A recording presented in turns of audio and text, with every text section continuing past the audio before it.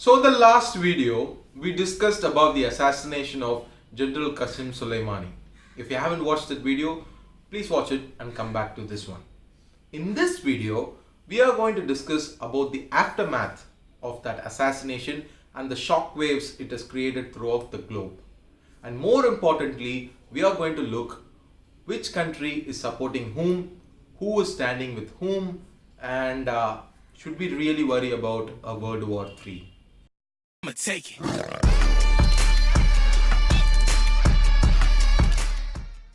One fundamental thing that we can all notice if we keenly observe history is history repeats itself.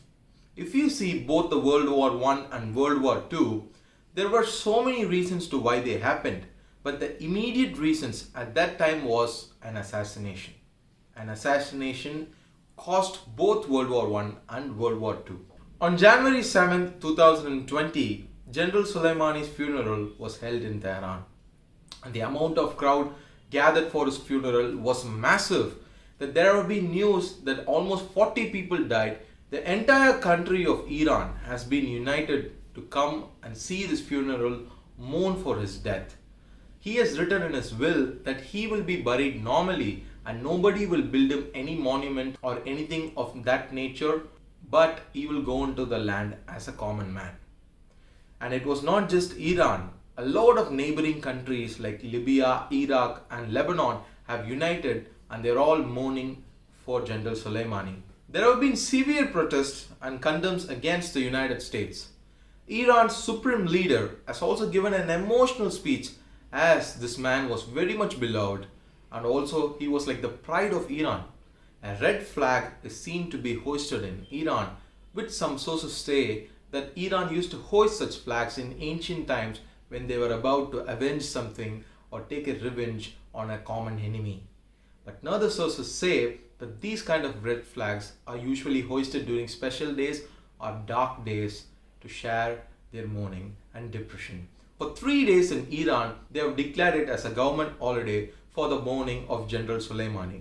Soleimani throughout his life has survived a lot of assassinations and he was constantly against the United States operations in the Middle East because he didn't know what business the United States have in the Middle East, and now he was finally assassinated by United States themselves.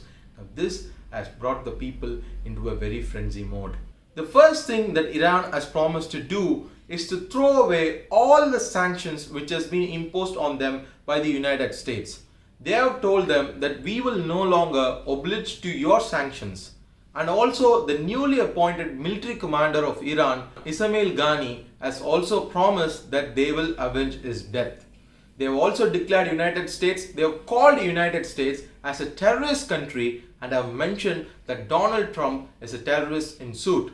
Now this is going to psychologically affect the Americans as they have been battling terrorism for such a long period of time.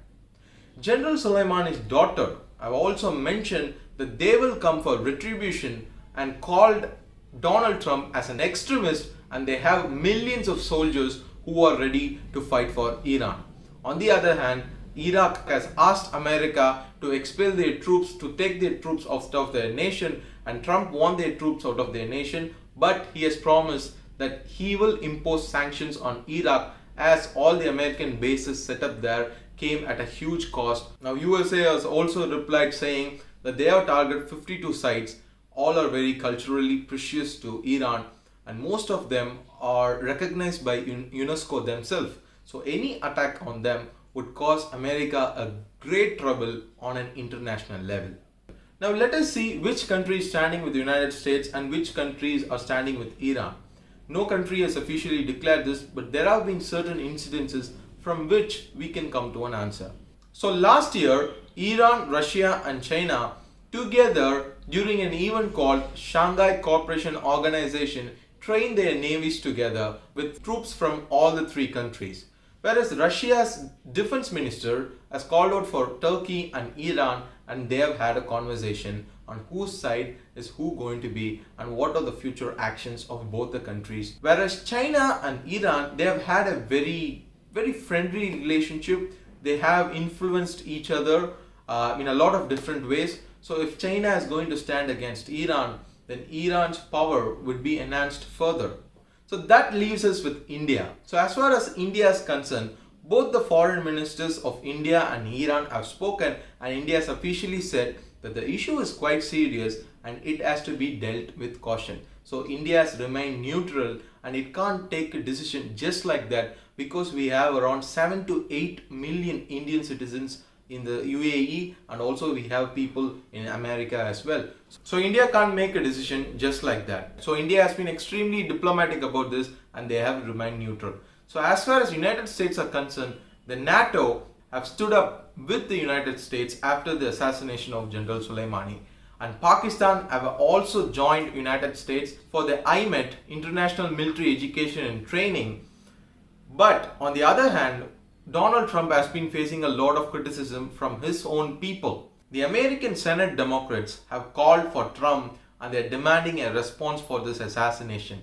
They have also called up for a meeting to try and suppress his powers over the American army. And I would love to hear your thoughts down in the comment section below. Do subscribe to my channel for further videos and updates on this. Take care.